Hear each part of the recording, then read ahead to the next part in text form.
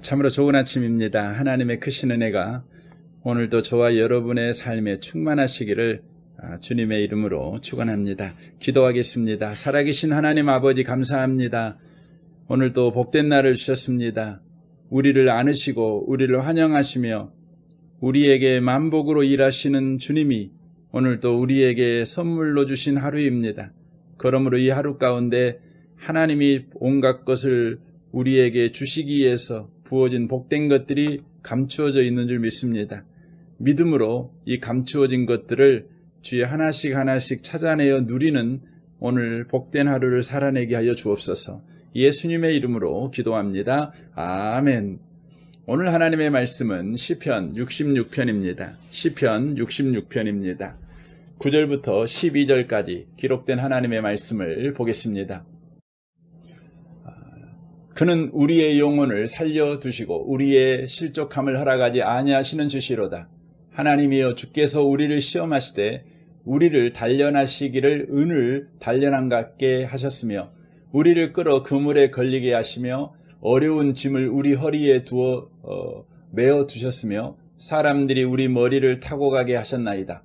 우리가 불과 물을 통과하였더니 주께서 우리를 끌어내사 풍부한 곳에 들이셨나이다. 아멘.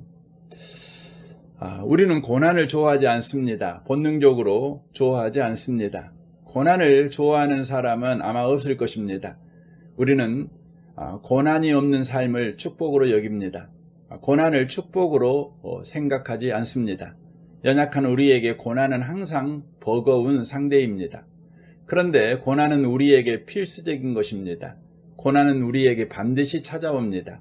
그러니 고난을 바라보는 우리의 관점을 성경적인 관점으로 바꿔야 합니다. 우리가 가져야 할 성경적인 고난의 관점은 고난은 끝이 아니고 시작이라는 것입니다. 오늘 본문 9절 말씀을 보면 그는 우리 영혼을 살려두시고 우리의 실족함을 허락하지 아니하시는 주시로라라고 기록되어 있습니다. 시편 34편 19절을 보면 의인은 고난이 많으나 여호와께서 그의 모든 고난에서 건지시는도다라고 기록되어 있습니다. 고난이 끝은 아니라는 의미입니다. 고난이 고난으로 끝난다면 고난은 불행이요 비극입니다. 세상에서는 고난이 수시로 쉼없이 일어납니다. 고난당하지 않는 사람이 없습니다. 그러므로 고난은 문제가 아닙니다. 지금 당하는 고난이 고난으로 끝난다면 고난은 불행입니다. 그러나 고난이 끝이 아니라는 것을 알게 된다면 고난에 대한 해석이 달라집니다. 고난이 끝이 아니고 축복의 시작이라면 고난은 축복이 될 수 있습니다. 그리스도인에게 찾아오는 고난은 끝이 아닙니다. 고난은 하나의 과정입니다. 목적을 이루기 위한 과정 속에 고난이 있는 것입니다. 작품을 만들어내는 과정 속에 고난이 있습니다. 고난이 없으면 작품이 만들어지지 않습니다. 많은 사람들은 실패를 끝이라 생각합니다. 그러나 삶 속에서 경험하는 실패 역시 끝은 아닙니다. 많은 실패와 성공을 오가면서 인생이 만들어집니다.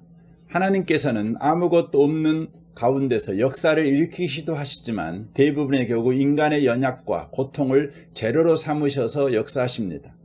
인간의 실패는 하나님께서 기적을 일으키시는 재료라는 의미입니다. 하나님께서는 인간의 실패를 기막히게 사용하십니다. 우리가 실패하지 않고 문제가 없다면 하나님께서 역사하실 일도 없습니다. 기적은 인간의 고통에 반응하는 하나님의 작품입니다. 하나님께서는 고통하는 사람들 가운데 찾아오셔서 하나님의 능력을 드러내십니다. 우리는 고통을 없애고 문제를 제거하려고 했습니다. 그러나 그것은 기적의 기회를 제공하는 것을 온천 봉쇄하는 것과 같습니다. 산을 보면 산봉우리가 하나만 있는 것이 아닙니다. 산 너머 산이 있습니다. 많은 산맥이 펼쳐져 있습니다. 인생에서 실패와 고통의 순간을 맞이했을 때에는 보다 넓은 마음이 필요합니다. 실패는 단순히 실패로 보아야 합니다. 실패 이상도 이하도 아닙니다. 실패는 끝이 아니라 다만 시작입니다. 실패를 또 다른 시작을 위한 과정으로 보아야 합니다. 실패는 끝이 아닙니다. 성경에 보면 실패를 통해 또 다른 일이 시작되고 있음을 우리는 매번 보게 됩니다. 끊임없이 연결되어져 있습니다. 사단은 실패를 끝으로 보게 합니다. 실패에 돋보기를 갖다 대고 모든 것이 끝났다고 큰 소리로 우리에게 외칩니다. 하나님께서는 이와 반대입니다. 우리가 실패했을 때 하나님께서는 우리 귀에 대고 이제 새로운 시작이야 라고 말씀하십니다. 사실 우리의 삶 속에서 끝은 우리에게 속한 영역이 아닙니다. 우리의 끝은 하나님의 손에 달려 있습니다. 하나님께서는 끝 마무리의 귀재이십니다. 아무리 복잡하게 꼬여 있다 할지라도 하나님께서는 기막히게 끝 맺으십니다. 이것만 붙드시면 됩니다. 요셉을 보십시오. 그의 삶은 무너지고 망가졌습니다. 마치 실타래가 엉킨 것 같습니다. 그런데 하나님께서 요셉의 인생을 기막히게 풀어내셨습니다. 요셉의 삶이 얼마나 꼬여 있었습니까? 그러나 하나님께서는 요셉의 삶을 놀랍게 풀어내신 것입니다. 베드로는 밤이 새도록 수고했지만 물고기를 한 마리도 잡지 못했습니다. 절망적인 순간에 주님께서 베드로를 찾아오셨습니다. 주님께서는 베드로를 찾아오신 시점을 우리가 유의해야 합니다. 주님께서 찾아오신 것은 그냥 찾아오신 것이 아니라 타이밍을 보고 찾아오신 것입니다. 언제 찾아오셔야 하는지를 주님은 잘 아십니다. 베드로는 밤이 새도록 물고기를 한 마리도 잡지 못하여 허망한 마음으로 그물을 싣고 돌아가려고 했습니다. 베드로는 실패의 끝 지점에 있었습니다. 만일 베드로가 물고기를 많이 잡아 만선의 기쁨으로 노래를 부르고 있을 때에 주님께서 베드로에게 오셨다면 베드로는 주님을 알아보지 못했을 것입니다. 주님께서는 인간이 실패한 지점에서 주님의 일을 시작하십니다. 하나님께서는 고통을 다루실 수 있으십니다. 고난이 하나님의 손끝에서 새롭게 다듬어지면 새로운 작품이 됩니다. 하나님은 연금술사와 같습니다. 하나님께서는 탁월한 솜씨로 고난을 다루십니다. 사랑하는 성도 여러분, 이 하나님이 우리 아버지십니다. 오늘도 이 아버지가 우리의 인생을 다루실 것이니 실패했다고 또 연약하다고 놀라지 마십시오. 근심하지 마십시오. 뒤로 물러가 침눈에 빠지지 마십시오.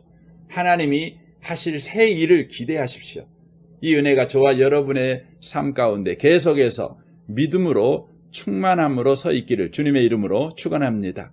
오늘 주신 말씀을 우리 생각하면서 우리 함께 기도했으면 좋겠습니다. 고난받으신 분이 계십니까? 이 아침에 주님을 생각하십시오. 여러분 가정과 직장과 또 삶의 모든 영역을 위해서 기도할 뿐만 아니라 이 나라와 이 민족과 북한과 열방을 위해서도 기도해 주십시오. 특별히 내일 주일입니다. 내일 주일은 이렇게 현장 예배도 이렇게 함께 드리게 됩니다. 20%가 참여할 수 있는데 저희 교회 예배당 건물로는 300명 이상이 예배를 함께 드릴 수 있습니다.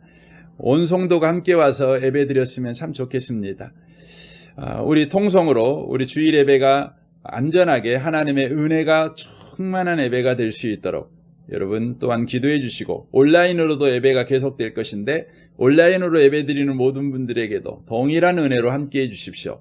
우리 같이 기도했으면 좋겠습니다. 우리 좋으신 주님께 통성으로 구하겠습니다. 기도하겠습니다.